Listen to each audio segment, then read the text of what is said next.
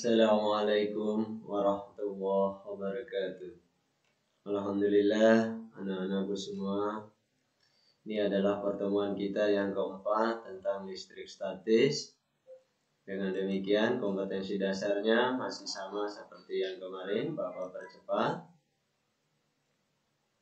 Adapun indikator pencapaian kompetensinya yakni mengidentifikasi kapasitor. Ada banyak sekali jenis kapasitor di kehidupan kita.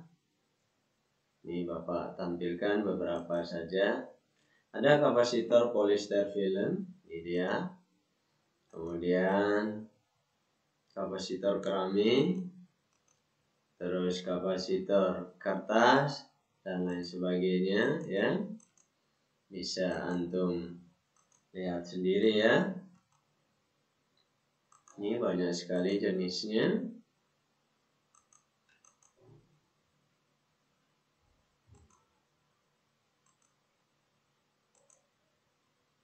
Nah, ini simbolnya. Jadi kalau ada gambar seperti ini menunjukkan lambang dari kapasitor atau yang seperti ini ya. Kapasitor merupakan komponen elektronika yang digunakan untuk menyimpan muatan listrik. Secara sederhana terdiri dari dua konduktor yang dipisahkan oleh bahan penyekat, bahan dielektrik. Tiap konduktor disebut casing. Manfaat dari kapasitor ada 8, ini bisa dibaca sendiri ya. Oke, kita selanjutnya ke kapasitas kapasitor. Apa itu kapasitas? Kapasitas tentu saja adalah kemampuan ataupun daya tampung kapasitor untuk menyimpan muatan listrik untuk beda potensial yang diberikan. Adapun kapasitas kapasitor yakni perbandingan antara muatan yang disimpan pada tiap keping terhadap beda potensial yang diciptakan antar keping. Dari pengertian ini, maka persamaannya adalah C sama dengan Q per V. C sama dengan Q per V. Jadi pada kapasitor ini kita fokus pada 3 persamaannya, 3 besaran ini. C adalah kapasitas kapasitor, farad. Q adalah muatan, kolom. Sedangkan V adalah beda potensial listrik ya. Oke, kita lanjut. Rangkaian kapasitor terdiri atas 2, yakni seri dan paralel. Ini yang seri. Pada seri, kapasitor itu disusun secara sejajar, ya, secara sejajar. Pada rangkaian seri ini berlaku 3 persamaan. Yang pertama adalah muatan dari rangkaian. Muatan Q1 ya, muatan Q2, muatan Q3 itu nilainya sama. Sedangkan beda potensialnya Vs-nya merupakan V1 plus V2 plus V3. Sedangkan CS-nya kapasitor serinya merupakan 1 per CS sama dengan 1 per C1 plus 1 per C2 plus 1 per C3. Sedangkan pada rangkaian paralel, kapasitornya itu disusun bertingkat atau bersusun ya, disusun bertingkat. Kemudian 3 persamaan yang berlaku pada rangkaian paralel, yang pertama Qp-nya sama dengan Q1 plus Q2 plus Q3. Sedangkan Vp-nya sama. V1 sama dengan V2 sama dengan V3. Sedangkan kapasitas kapasitornya Cp sama dengan C1 plus C2 plus C3.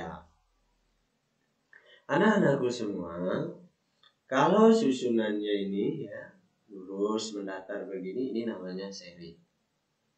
Sedangkan ketika disusun bersusun begini, 1 ya, 1 kemudian 1, ini namanya paralel.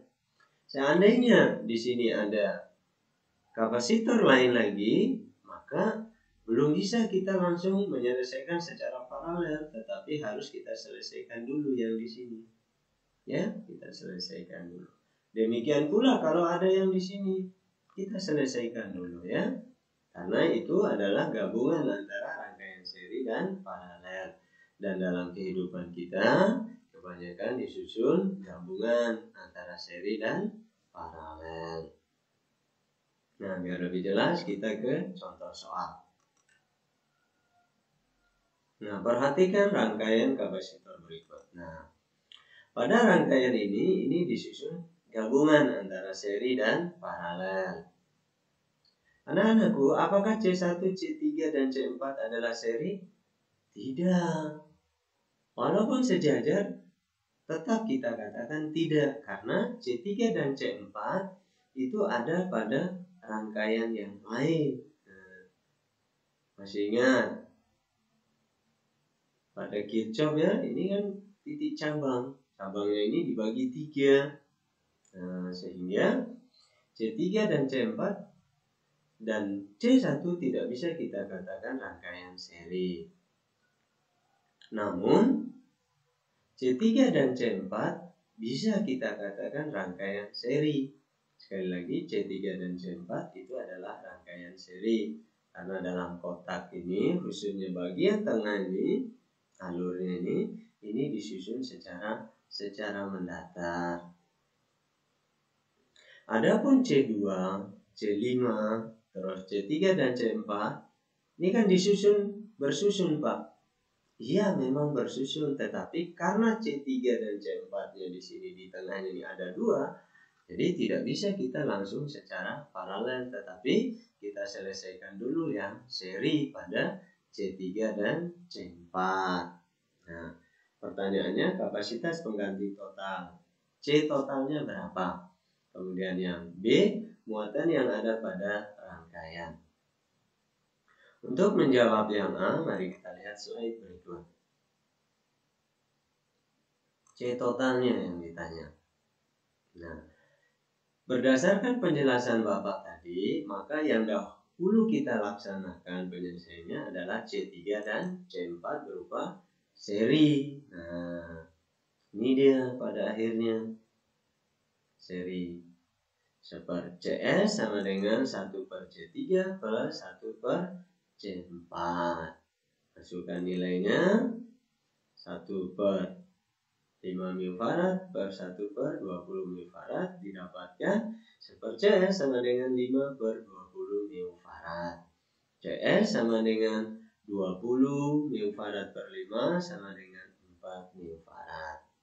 Ini CS-nya. Setelah CS telah kita dapatkan, nah kita lihat ini bersusun dan ini paralel. Kenapa? 1, 1, 1. Kalau sudah 1, 1 begini, baru bisa kita laksanakan penyelesaiannya secara paralel. Dan ini gambarnya. Nah, sehingga C1 dan CP. Berapa CP-nya? CP-nya tidak lain C2 plus CS ditambah C5. Ya. Sehingga hasilnya 12 microfarad ya. 12 microfarad. Nah, selanjutnya C1 dan CP ini disusun secara seri. Dengan demikian, C total sama dengan 1/C1 plus 1/CP itu nanti. Nah, kita lihat nih. Nah, ini dia. 1/C total sama dengan 1/C1 plus 1/CP. 1/C total 1/4 microfarad ditambah 1/12 microfarad. Hasilnya 1/C total 4/12 microfarad. C totalnya 12 microfarad per 4, hasilnya 3 microfarad. Jadi inilah jawaban untuk poin A. C totalnya atau C rangkaian. Adapun muatannya Q sama dengan Q total ya, C total kali V. Q total 3 microfarad kali 80 volt. Microfaradnya kita rubah ke Farad sehingga dikali 10 pangkat min 6. 3 kali 80 240 kali 10 pangkat min 6 kolom. Nah, sudah selesai? Ada pertanyaan? Alhamdulillah bisa dipahami ya. Nah, untuk mengecek pemahaman antum, anak kasih tugas bagi yang sudah segera dijapri. Sekali lagi bagi yang masih belum paham dari penjelasan Bapak, tanyakan. Tidak usah malu, tidak usah sungkan, dan tidak usah takut. Boleh dijapri dan juga boleh ditanyakan pada grup. Ya. Demikianlah pembelajaran kita pada kesempatan ini. Subhanakallahumma wa bihamdika asyhadu an la ilaha illa anta astaghfiruka wa atubu ilaik.